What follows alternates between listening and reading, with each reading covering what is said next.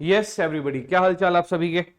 All good. अभी हम लोग इनकम फ्रॉम अदर सोर्सेस का एक महत्वपूर्ण topic that is very important, very big, very large, very good, taxation of gift पढ़ रहे हैं।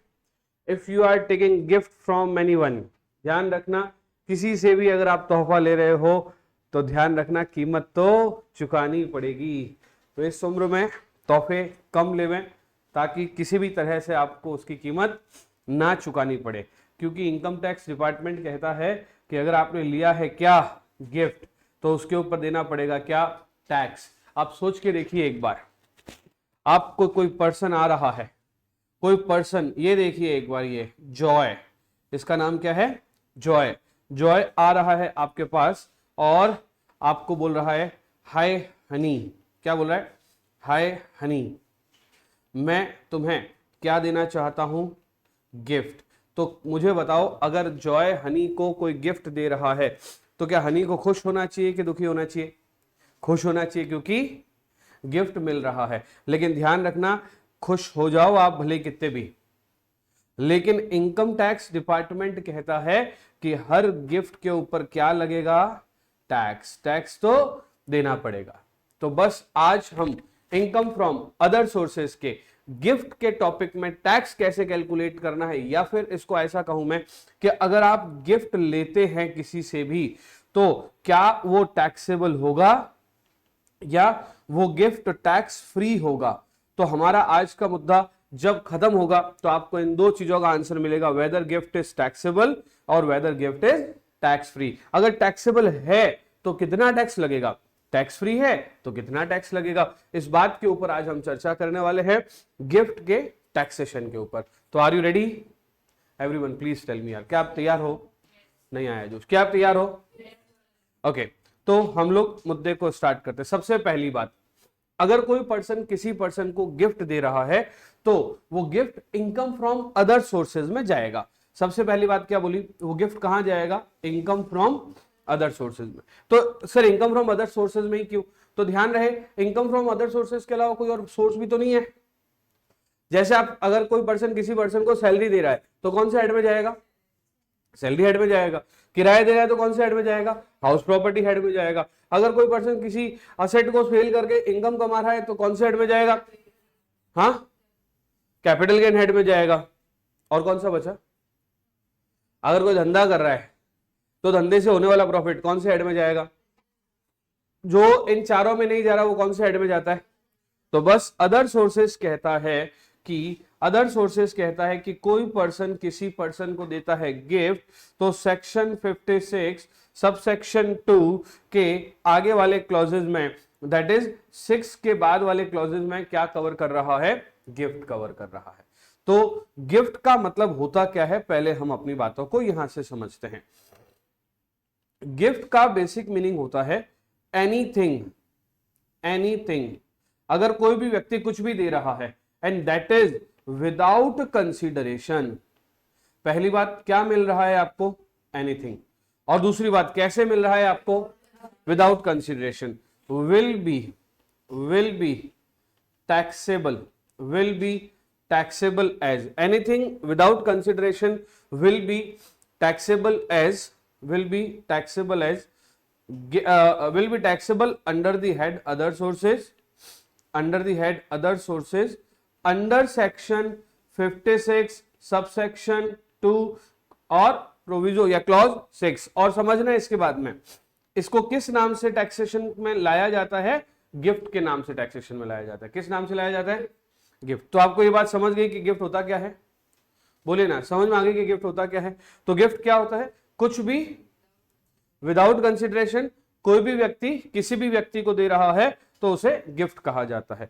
अब अगर गिफ्ट की बात करें तो बेसिकली ये दो तरह के होते हैं। गिफ्ट कितने तरह के होते हैं, दो तरह के।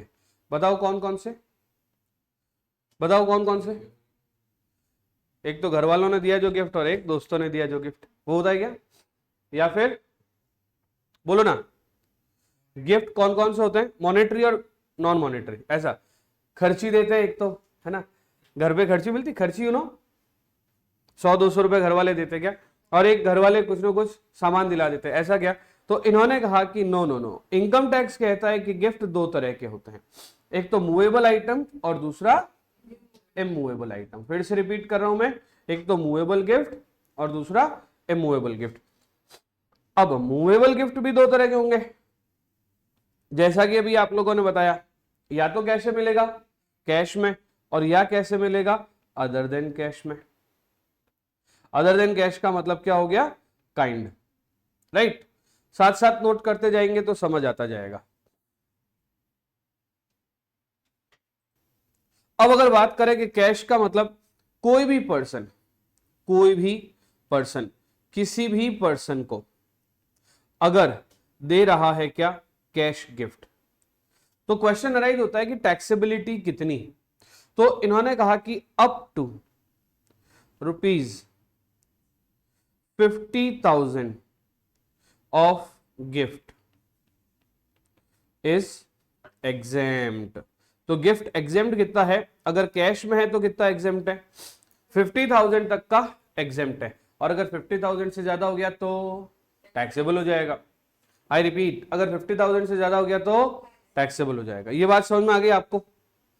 किसकी बात चल रही है अभी, कैश गिफ्ट की। किसकी बात चल रही है, कैश गिफ्ट की। कोई भी पर्सन किसी भी पर्सन को कैश गिफ्ट दे रहा है और 50,000 से ज्यादा का है, तो ध्यान रहे वो गिफ्ट कैश गिफ्ट एग्जेम्प्ट है, ठीक है। 50,000 से ज्यादा है तो टैक्सेबल है, up to 50,000 exempt, over and above taxable. अब क्वेश्चन अराइज होता है कि अदर देन कैश कौन से मूवेबल गिफ्ट होते हैं।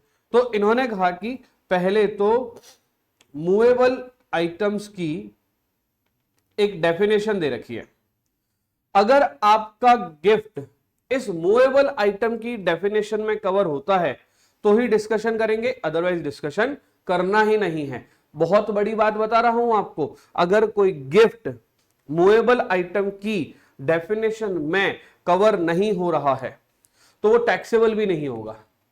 सपोज मूवेबल आइटम की गिफ्ट, मूवेबल आइटम की डेफिनेशन में वॉच कवर नहीं होती है, मैं अगर आपको वॉच गिफ्ट कर रहा हूं तो वो एग्जेम्प्ट होगी, चाहे वो कितने की भी हो।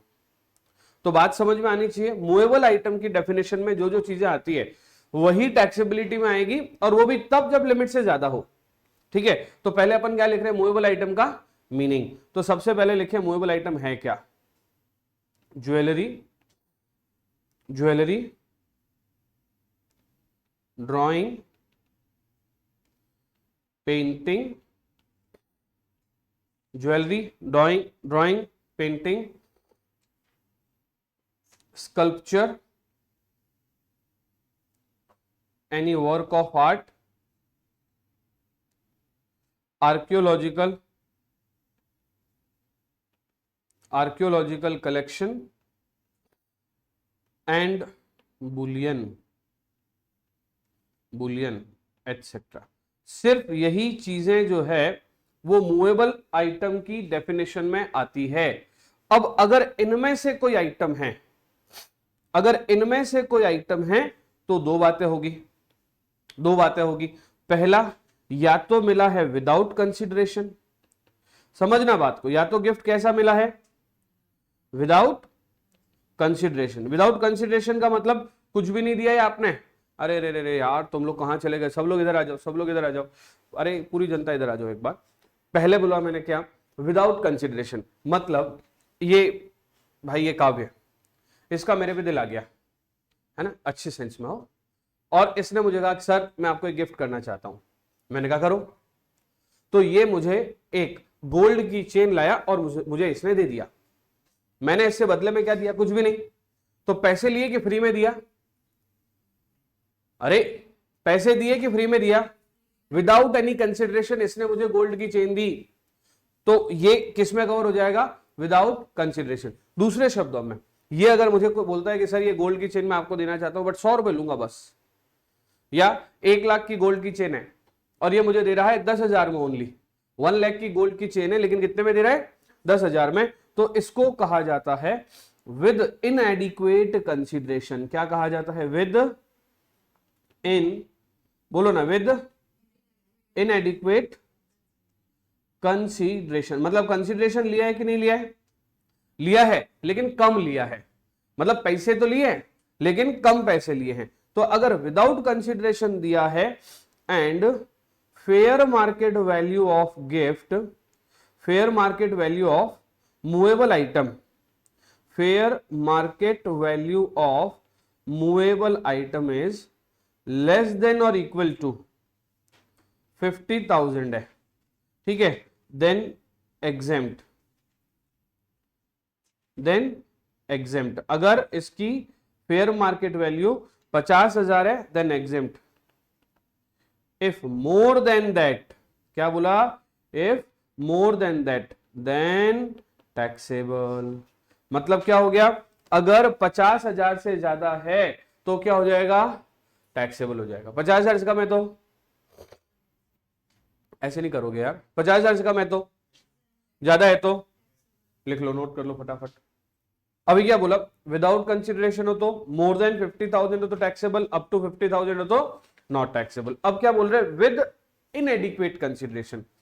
सपोज काव्य ने मुझे गोल्ड चेन दी 1,00,000 रुपए की, कितने की थी, 1,00,000 रुपए की, लेकिन काव्य ने उसके बदले में मुझसे 10,000 रुपए लिए, है ना। बहुत तसल्ली से एकदम अपने दिमाग और दिल की मतलब गेट को खोल के हुए सुनना, दिया कितने में, 10,000 में, था कितने का, मेरा फायदा कितना, बोलो ना, मेरा फायदा कितना, 90,000। ये जो 90,000 मेरा फायदा है ना, ये जो 90,000 मेरा फायदा है ना, यही गिफ्ट की वैल्यू है मेरे, समझ रहे हो बात को, ये क्या हो जाएगी,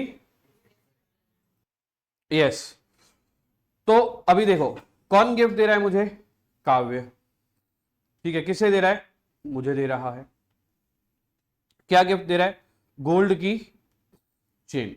गोल्ड की चेन है कितने की, ऑफ वर्थ ₹1,00,000। मैंने बदले में कितने रुपए दिए, आई पेड कितने रुपए, ₹10,000। मेरा बेनिफिट कितना, बोलो ना, मेरा बेनिफिट कितना, 90,000। क्या ये 90,000 50,000 से ज्यादा है, अगर ज्यादा है तो टैक्सेबल। फिर से एक बार, अगर ज्यादा है तो टैक्सेबल। मान लो कि इसके बदले में मैं, अगर ये इसके बदले में मैं इसको मैं पे कर रहा हूं, सपोज कीजिए 70,000, तो मेरा फायदा कितना, 30,000। मेरा फायदा कितना, 30,000। ये 30,000, ये 30,000 50,000 से कम है कि ज्यादा है, कम है तो एग्जेम्प्ट, मतलब up to 50,000 exempt, over and above taxable. तो इसलिए यहां पे मैं लिख रहा हूं, इस एग्जांपल को लिखने की जरूरत नहीं, मैं डायरेक्ट लिख रहा हूं, इफ डिफरेंस बिटवीन, 7,00,000 लिखे, if difference between amount paid, that is consideration paid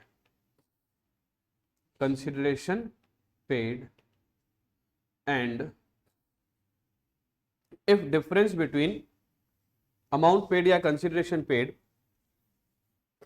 and if difference between amount paid or consideration paid and fair market value of asset is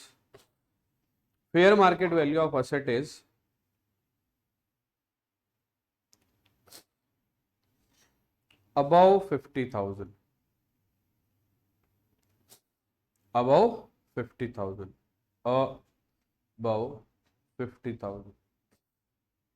then taxable। मान लीजिए आपने asset जो दी है मुझे, movable asset है, movable property, movable item, उसकी value और मैंने जो आपको पे किया है उसकी वैल्यू का डिफरेंस कितना हो, तो 50,000 से तो नहीं तो exempt. If above 50,000 then taxable, if less than 50,000 then not taxable. Yes sir कि नो सर, यस सर। अब ये था अपना क्या, गिफ्ट का मूवेबल आइटम का सिस्टम। अब मैं बढ़ रहा हूं किसमें, इमूवेबल प्रॉपर्टी में। मैं किसकी तरफ बढ़ रहा हूं, इमूवेबल प्रॉपर्टी में। अब इमूवेबल प्रॉपर्टी भी दो तरह से होगी, yes, hello everyone. Immovable property भी दो तरह से होगी। पहला, अगर आपको मिली है विदाउट कंसिडरेशन, अगर आपको कैसे मिली है, विदाउट कंसिडरेशन। क्या हुआ, अंजलि आई मेरे पास, है ना, बोले सर टैक्स पढ़ा दो, मैंने कहा पढ़ा देंगे। बोले कि सर अगर आप हमें टैक्स पढ़ाते हो, अगर आप हमें टैक्स पढ़ाते हो तो हम आपको, सुनना बात को, अगर आप हमें क्या पढ़ाते हो तो हम आपको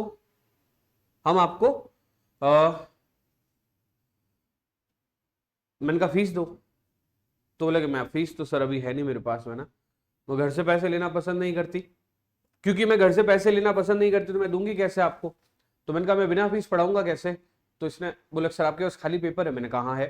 बोले पेन है। मैंने कहा हाँ है। तो इसने मेरे को बोला पेन और पेपर दो। इसने मुझे लिख के दिया कि when I will start earn, तो मैं हर महीने पैसे बचा बचा के एक प्लॉट परचेस करूंगी और वो प्लॉट आपको गिफ्ट करूंगी। मेरी शुरुआती कमाई से जो पैसे इकट्ठे होंगे वो मैं आपको गिफ्ट करूंगी। अरे मैंने कहा ऐसे नहीं होता बेटा, है ना, बातें बड़ी बड़ी करना सरल है ना। अभी पढ़ के चले जाओगे फिर बोलोगे 5,000 के बदले में 10,000 के बदले में को 5-10 लाख की चीज थोड़ी दी जाती है। मैंने कहा ठीक है तुम्हारी इच्छा। इसने लिख के मुझे दे दी और सीएस बन गई। सीएस बनने के बाद मेरे पास आती है, बोले सर मैं अपने वादे से मुकरती नहीं। तो मैंने कहा क्या, आप क्या करना चाहती हो। बोले सर याद है मैंने आपसे पेपर मांगा था खाली। कहा। बोले याद है मैंने पेन मांगा था। मैंने कहा मैं ऐसी बातें भूलता ही नहीं हूँ। बोले मैंने उसमें लिख के दिया था मैं आपको क्या गिफ्ट करूंगी, प्लॉट ऑफ लैंड गिफ्ट करूंगी। और देखो हमारे गांव में 10 लाख रुपए में ये वाला प्लॉट ऑफ लैंड है और मेरी पहले साल का पैकेज ही 10 लाख रुपए का था। ये मैंने उसको इकट्ठा करके प्लॉट ऑफ लैंड परचेज किया, लैंड परचेज कर 10 लाख वाली मैं आपको गिफ्ट करना चाहती हूँ। मैंने कहा आओ स्वागत है आपका, मालाएं पहनाओ इनको भैया, सब लोग मिठाइयां खिलाओ इनको। मेरा क्वेश्चन है, मुझे गिफ्ट मिला है, अंजलि मेरी रिश्तेदार है क्या? अंजलि मेरी रिश्तेदार है क्या? कोई रिश्तेदार नहीं है। अंजलि ने मुझे एक गिफ्ट दिया है, 10 लाख का दिया है, इमूवेबल प्रॉपर्टी दी है जो 50,000 से ज्यादा की है कि कम की है। तो इसने क्या बोला, if stamp duty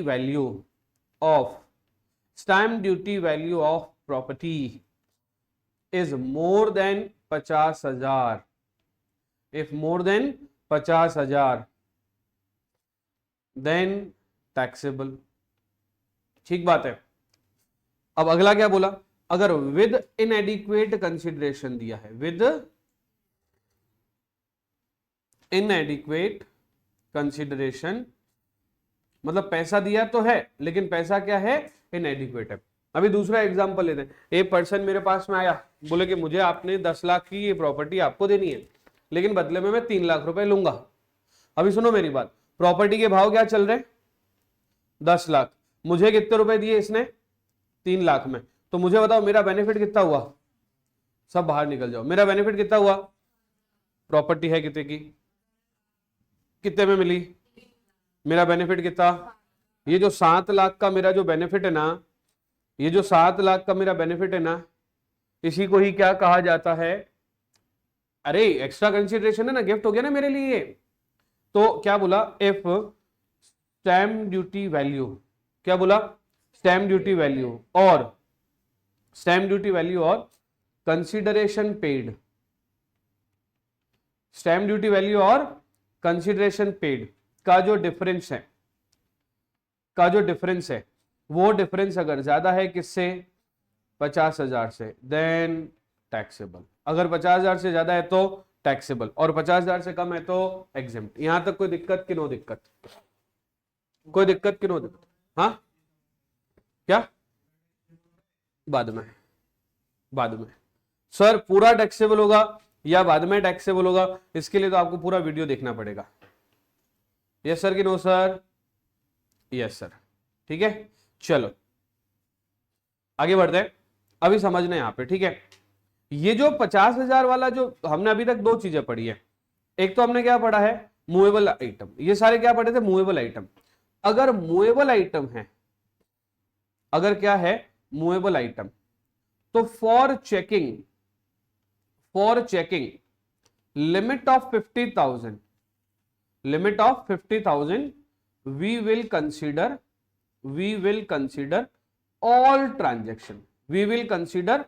all transaction, अभी ऑल ट्रांजेक्शन का क्या मतलब हुआ, सपोज कीजिए आप सबने मिलके मुझे 9 नवंबर को, दैट इज मेरे बर्थडे पे, है ना, आप लोग थोड़े भावुक हो गए और आप सबने एकदम अच्छा सा बढ़िया केक वेक प्लान किया, है ना, ऊपर अच्छे से कुछ भी कोटेशन वोटेशन लगा के तुम लोग केक वगैरह लाए, है ना, सलोनी खर्चा वर्चा करती नहीं तो स्प्रे ले आई, कि मैं वो सफेद झाग वाला स्प्रे उड़ाऊंगी क्या ना। दिव्या खुले दिल की सुनार है जाति से क्या, और दिव्या सोने चांदी की आइटम ले आई है। काव्य जो है वो शॉपिंग का एक्सपर्ट है, तो काव्य ड्रेस ले आया एक बढ़िया सी है ना। ये बोले कि सर के जूते फट गए अभी, तो ये जूते ले आए स्केचर के बढ़िया वाले, ऐसा करके 12-15 हजार वाले। अनुश्री नजरे तो मिला दो, नहीं लाओगे क्या, लाओगे, ओहो वाह। हाँ अभी क्या हुआ, सब लोग मिलके इतने सारे गिफ्ट लाए, और मैंने गिफ्ट यहाँ पे रख दिए इधर साइड में, क्या इस टेबल पे गिफ्ट भर भर के रख दिए। और जब मैंने कैलकुलेट किया तो इन सब की वैल्यू मिलाकर 50,000 से ज्यादा है। अगर टोटल वैल्यू 50,000 से कम है तो एग्जेम्प्ट हो जाएगा, लेकिन ये टोटल वैल्यू 50,000 से, लेकिन क्योंकि ये तो तुम लोग मेरे एज ए टीचर लाए हो ना, तो ये वाला गिफ्ट तो बिजनेस प्रोफेशन में चला जाएगा। बट अगर हमारा टीचर स्टूडेंट का रिश्ता ना हो, तो हमारा सिर्फ दोस्ती वाला रिश्ता हो, तो अदर सोर्सेज में चला जाएगा। क्योंकि अगर आप बिजनेस में कोई गिफ्ट ले रहे हो, याद है क्या मैंने सेक्शन 28 पढ़ाया था जब, तो मैंने बताया था कि अगर कोई एमआर अगर डॉक्टर को टीवी दे रहा है, याद आ रहा है क्या, तो वो गिफ्ट किसमें कवर होता है, बिजनेस की वजह से। बिजनेस की वजह से अगर कोई गिफ्ट मिल रहा है तो बिजनेस प्रोफेशन में जाएगा, लेकिन ये जो गिफ्ट मिल रहा है बिजनेस की वजह से नहीं मिल रहा, बिजनेस की वजह से मिल रहा है तो बिजनेस प्रोफेशन में जाएगा, अदर देन बिजनेस पर्पस के लिए मिल रहा है। जैसे मान लीजिए कि तुम लोग मुझे ऐसे ही जनरली फ्रेंडशिप के तौर पर गिफ्ट दे रहे हो, तो कौन से हेड में जाएगा, अदर सोर्सेज। तुम सबने मिलकर अपने दोस्त को एक गिफ्ट दिया, कौन से हेड में जाएगा, अदर सोर्सेज। तो वो सब गिफ्ट मिलाकर जितने भी गिफ्ट आए हैं उन सब की कीमत किससे ज्यादा है तो टैक्सेबल होगा। लेकिन अगर इमूवेबल प्रॉपर्टी के केस में हमें सिंगल ट्रांजैक्शन देखना है, हमें कितना देखना है, सिंगल ट्रांजैक्शन। जैसे मान लीजिए कि अंजलि ने मुझे एक प्लॉट दिया जिसकी कीमत है 10 लाख, एक पर्टिकुलर ट्रांजैक्शन 50,000 ज्यादा का है। लेकिन हनुश्री ने भी मुझे एक प्लॉट दिया है, गांव में जमीन दी है छोटी सी, वो गांव वाली जमीन की कीमत ही 40,000 है, गांव वाली जमीन की कीमत ही 40,000 है। तो ये सिंगल ट्रांजैक्शन देखना होगा। सिंगल ट्रांजैक्शन 50,000 से कम है तो टैक्सेबल नहीं है। मतलब ये बात आपको समझ में आई कि अगर प्रॉपर्टी कैसी है, मूवेबल, प्रॉपर्टी कैसी है, मूवेबल, तो we have to check all transaction. Property कैसी है, इमूवेबल, तो वी हैव टू चेक, बाहर निकल जाओ, वी हैव टू चेक। दोनों में फर्क समझ आया। मूवेबल प्रॉपर्टी के केस में we will check, immovable property के केस में वी विल चेक। अब ये तो सब बातें हो गई नॉर्मल। अब क्वेश्चन अराइज होता है कि सर आपने मूवेबल प्रॉपर्टी में इतने सारे ज्वेलरी वगैरह लिख ली, हमने देखा है कि शादियों में, मारवाड़ में, राजस्थान में शादियों में 40-40, 50-50 तोला गोल्ड देते हैं। राजस्थान में शादियों में 40-40, 50-50 तोला गोल्ड गिफ्ट में देते हैं। देते कि नहीं देते, और बड़ा ही नॉर्मल है, कई लोग दे देते हैं। तो ऐसी कंडीशन में आपको भी ससुराल से मिला होगा। तो एक व्यक्ति है जिसकी शादी हो रही है, शादी के टाइम पे, है ना, शादी के टाइम पे इस दूल्हे को कहां से मिल रहा है, ससुराल से। क्या मिल रहा है, गोल्ड ज्वेलरी। और कितनी गोल्ड ज्वेलरी मिल रही है, सपोज कीजिए 50 तोला। 50 तोला का मतलब हो गया लगभग आधा किलो, 500 ग्राम। और आज की तारीख में 500 ग्राम गोल्ड की कीमत देखा जाए तो लगभग 35 लाख होती है। सर क्या इस दूल्हे को शादी करने के बाद टैक्स देना पड़ेगा क्या, क्वेश्चन समझ में आया। सर दूल्हे को तो फिर भी कम मिलता है, हमारे यहाँ पे दुल्हन को तो मिलता ही है, दुल्हन को तो मिलता ही है, रिश्तेदार भी दे देते हैं। देते कि नहीं देते, मुझे नहीं पता आप लोगों के यहाँ पे क्या सिस्टम है। अरे यार आप लोगों के यहाँ पे तो हो गई ना, देते क्या, लड़की को गिफ्ट मिलता है कि नहीं मिलता है। सबसे ज्यादा क्या गिफ्ट मिलता है, गोल्ड। और जैसे चाची जी भी दे रही है तो गोल्ड का आइटम दे रही है, बुआ जी भी दे रही है तो गोल्ड का आइटम दे रही है, और ससुराल से तो गोल्ड मिल ही रहा है, पियर से और लाएगी, ननियाल से मायरे में आएगा वो अलग, आता है कि नहीं आता है।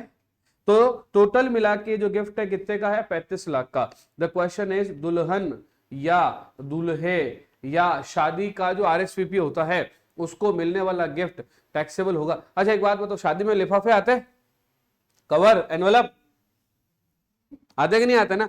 शादी में जैसे एंटर होता है, अपने राजस्थान में सिस्टम है, जैसे एंटर होता है गेट पे बड़े बुजुर्ग लोग एक बैग लेके बैठे होते हैं, उस बैग के अंदर लिफाफा डाल रहे हैं, तो हमारा जो क्वेश्चन यही है कि जिस वक्त बाबूजी जो है वो गेट पे बैठे हैं, कोई भी व्यक्ति अंदर आ रहा है, बाबूजी को बोल रहा है बधाई हो बाबूजी आपके घर में शादी हुई है ना, जेब से लिफाफा निकाला, लिफाफा पकड़ा रहा है और वो लिफाफा भर जाता है। मारवाड़ में शादियों का खर्चा 40-50% उससे भी निकल जाता था पहले। अब तो शादियों के खर्चे ऐसे हो गए कि निकलना मुश्किल हो गया है। पहले तो जो बैग भरा जाता था ना, वो बैग भर के जाते थे, अगले दिन टेंट हाउस का पेमेंट ना, कंदोई का पेमेंट सब उन्हीं लिफाफों से ही हो जाता था। खर्चा भी कम था और लोग देते भी अच्छे से थे। अब एक प्लेट की कीमत शादी में होती है 2500, लिफाफा लगाते 151 का। यस सर कि नो सर? यहां पे इन्होंने कहा कि यहां पे क्वेश्चन अराइज होता है, वो जो कैश गिफ्ट मिल रहा है सब मिलाकर, वो जो कैश गिफ्ट मिल रहा है वो सब मिलाकर कितना है? वो कैश गिफ्ट मिल रहा है सब मिलाकर कितना है? मान लीजिए 50,000 से ज्यादा। तो क्या बाबूजी को अगले दिन टैक्स डिपार्टमेंट जाना पड़ेगा क्या? क्वेश्चन समझ आ रहा है कि नहीं आ रहा है? तो इन्होंने कहा कि चिंता मत करो, अब हम पढ़ रहे हैं एक्सेप्शन। क्या पढ़ रहे हैं हम लोग?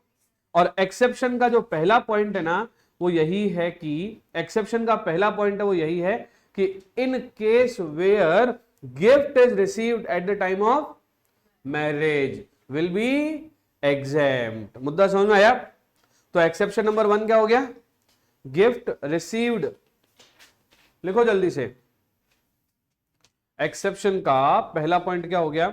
लिखे एक्सेप्शन। किसके एक्सेप्शन पढ़ रहे हैं?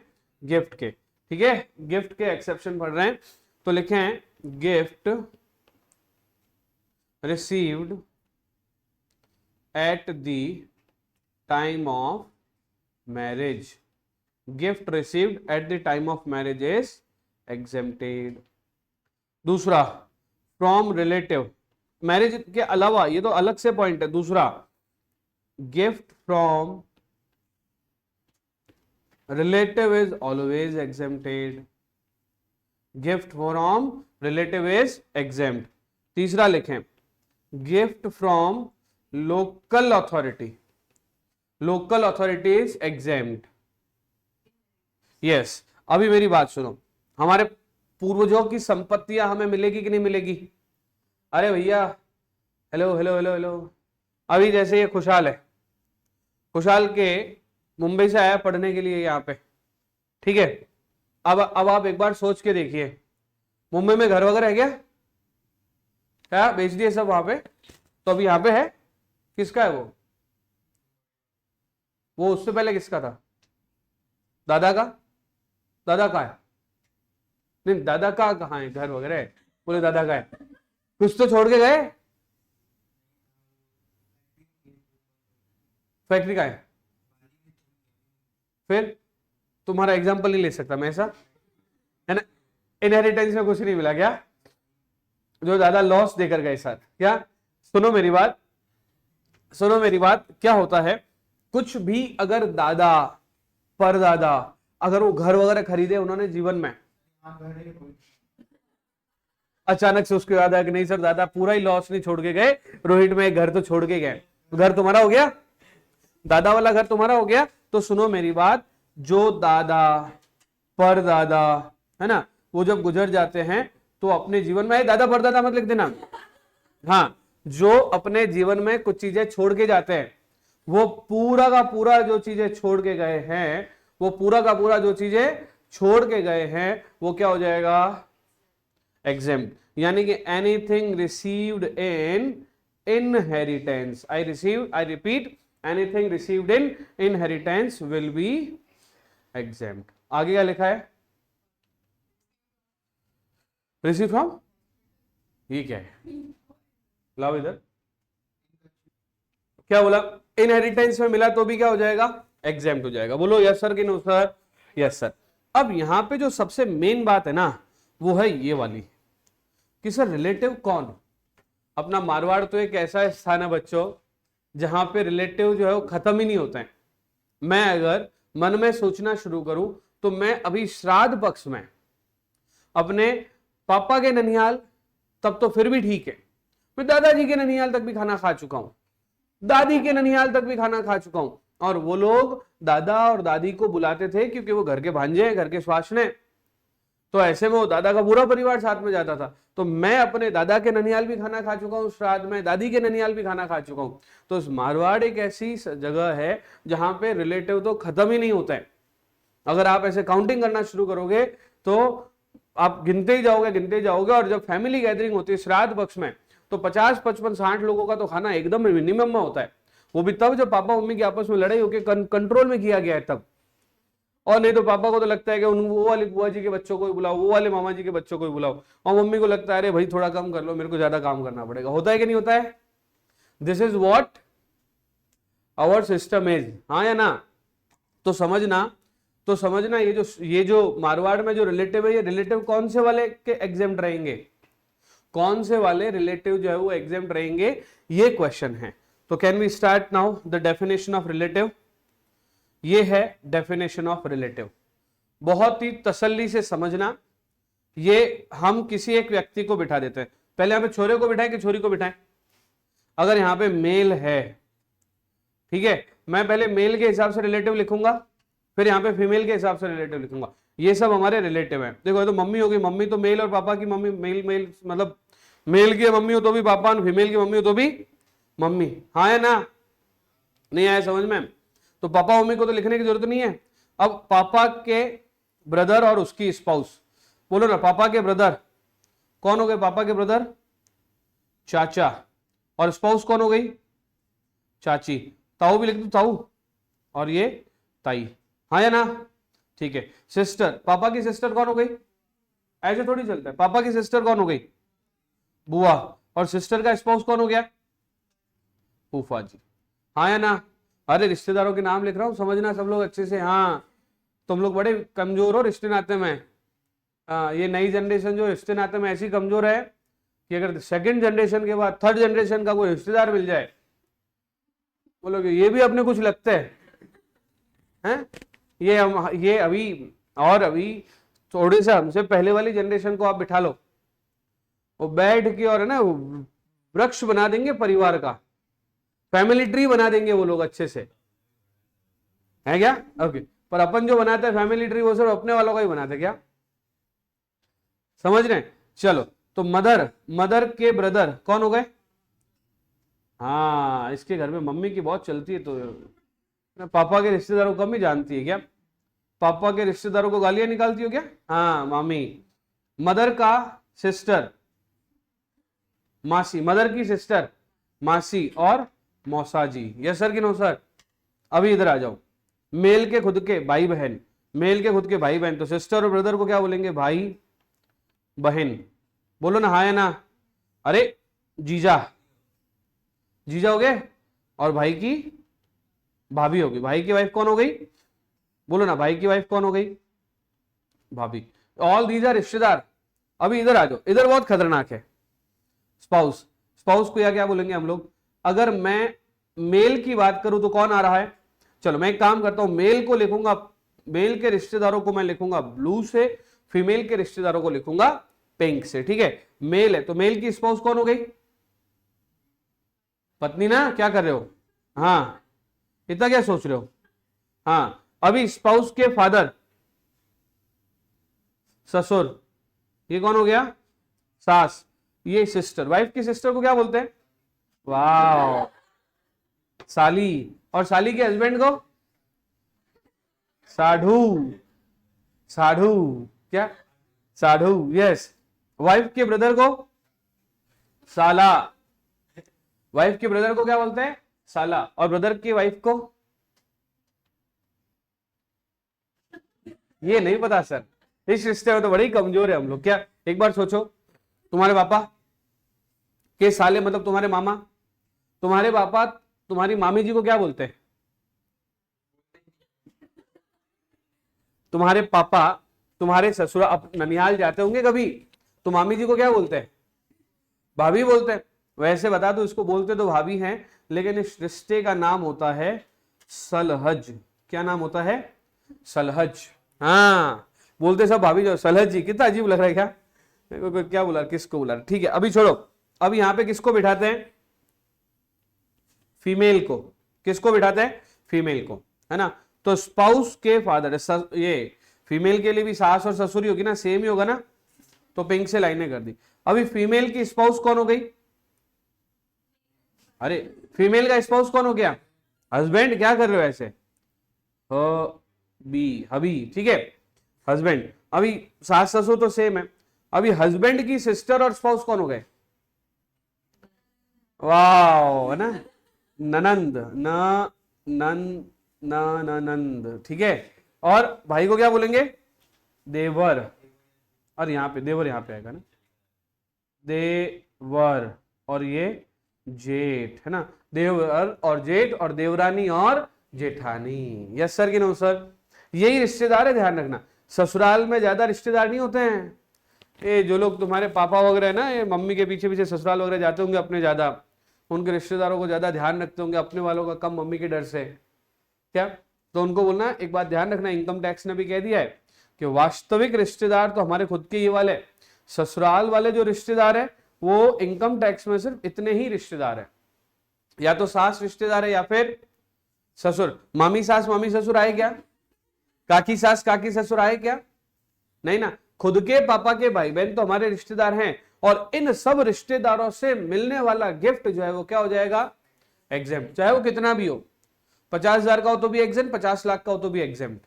सर इसका मतलब अगर हमारी बुआ जी हमें, हाँ, पहली बात है देती नहीं, और मान लो बुआ जी अगर आपको कोई मकान गिफ्ट कर रही है तो वो मकान आपके लिए पूरा का पूरा एग्जेम्प्ट होगा। यस सर कि नो सर? बोलो हाँ है ना।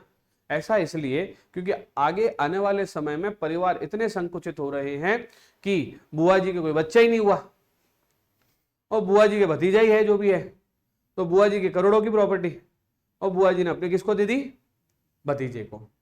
तो भतीजा टैक्स देता फिरेगा क्या? मामा जी के कुछ हुआ ही नहीं पीछे। परिवार छोटे होते जा रहे, पहले तो 5-5 होते थे, गोद दे देते थे। हाँ, मेरे खुद के ताऊ जी गोद गए हुए हैं। मेरे पिताजी के 5 भाई हैं, जो सबसे बड़े वाले भाई साहब है उनको गोद मांग लिया दादाजी के भाई साहब ने। मतलब छोटे दादा बोले मेरे बच्चा हुआ नहीं, या बड़े दादा बोले मेरे बच्चा हुआ नहीं, तो एक बच्चा मुझे गोद दे दो, गोद दे दो, मतलब वो प्रॉपर उनका हो गया। फिर वो पूरा अडॉप्शन का फंक्शन किया जाता था, दत्तक फंक्शन, और फिर वो, और उसके बाद जो फर्स्ट वाले थे तो हमारी परदादी ने मना कर दिया, तो हमारे परिवार का पहला ये कैसे दे दे, दूसरा होगा तब देंगे। थोड़े दिनों में दूसरा हो गया, वो ले गए, छोटे दादा ले गए, फिर तीसरे पापा जी हुए हमारे पापा को भी गोद दे दिया। और फिर रिश्तेदारों ने बोलना शुरू कर दिया ना, बाहर लिखवा दो, यहाँ पे बच्चे गोद दिए जाते हैं। पीछे और 2 चाचा हुए, है ना, मतलब दादाजी के पापा के टोटल कितने भाई? 5। अब तो 1-2 भी मुश्किल से दिखते हैं, हाँ है ना, बोले कमजोर हो गए। हाँ चले, तुम्हारे दादाजी कितने भाई? 3। तुम कितने भाई हो? कि एक में परेशान हो गए पापा क्या? तो बस, है ना। तो यहाँ पर पहले परिवार बड़े होते थे, है ना, तो वो ऐसे गिफ्ट मिलते थे। ऐसे चाचा की प्रॉपर्टी पूरे भाई, अपने को भाई को भी मिल रही है। हमारे तो जो दादाजी के एक भाई हैं जिनके इतनी प्रॉपर्टी थी, ताऊ जी को मिली, फिर ताऊ जी को सिर्फ वही मिली, दादाजी की प्रॉपर्टी हमने नहीं दी उनको। बोले कि या तो वो भी साथ में ऐड कराओ, गए तो तुम दादा की वजह से ही हो। यस और no? Yes sir, all these are relative and gift from relative is exempt. Yes sir कि नो सर? बोलो हाँ या ना। एचयूएफ के केस में भी इसी तरह की सेम बातें एप्लीकेबल होगी, जिसे हम लोग कल के लेक्चर में आगे कंटिन्यू करेंगे। Thank you so much. It was the proper session on gift. और मैं बता दूं आपको, इनकम टैक्स में गिफ्ट के नाम पर बहुत बढ़िया टैक्स प्लानिंग हो सकती है। घर के परिवार के सदस्यों में अगर आपस में सामंजस्य हो तो 25-25, 30-30 लाख की प्रॉपर्टी आप एक नंबर में इस तरह, इस टैक्स के इस पर्टिकुलर सेक्शन के यूज से कर सकते हो, जिसे हम सीखेंगे अगले लेक्चर में। Thank you so much, bye bye, see you tomorrow.